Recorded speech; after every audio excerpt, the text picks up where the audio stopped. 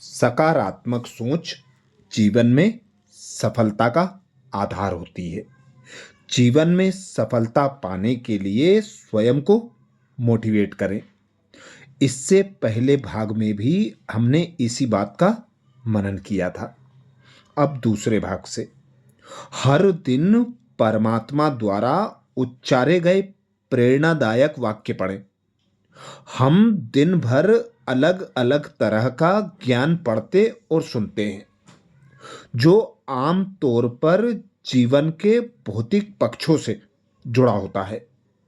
कभी कभी यह जानकारी जरूर होती है, पर कई बार हम बिना वजह भी बहुत सारी बातें सुन या देख लेते हैं, जिनका कोई खास उपयोग नहीं होता। यह सब जानकारी हमारे मन को सोचने में लगा देती है और बुद्धि उसे बार बार चित्रित करने लगती है। इससे हमारी मानसिक और भावनात्मक ऊर्जा कम हो जाती है और हमारी प्रेरणाएं कम होने लगती हैं और दिन खत्म होने तक हम खुद को थका हुआ महसूस करते हैं और अंदर से कोई उमंग उत्साह नहीं बचता। इसके विपरीत परमात्म ज्ञान हमें शक्ति देता है।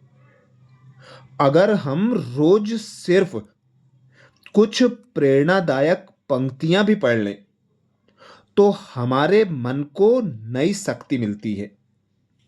यह प्रेरणादायक ऊर्जा हमारे कर्मों में झलकती है और हमें मजबूत और सकारात्मक बनाती है, जिससे सफलता पाना आसान हो जाता है। तो याद रखें, जितनी ज्यादा नकारात्मक और फालतू बातें ग्रहण करेंगे, उतनी ही सफलता घटेगी। जो भी काम करें, खुशी से करें। बहुत से लोग किसी काम को बड़े उत्साह से शुरू करते हैं, लेकिन बीच में ही उसका मोटिवेशन कम हो जाता है। क्यों? क्योंकि वे अपने काम को एंजॉय नहीं करते, बल्कि सिर्फ एक बोझ समझकर करते हैं। कुछ लोग घर का काम, जैसे खाना बनाना, बच्चों की देखभाल या रोज की चीजें संभालना आदि को उबाऊ या थकाने वाला मानते हैं। कुछ लोगों को ऑफिस का काम, शॉपिंग या पैसों से जुड़ा काम भारी लगने लगता है और वे जल्दी ऊब जाते हैं।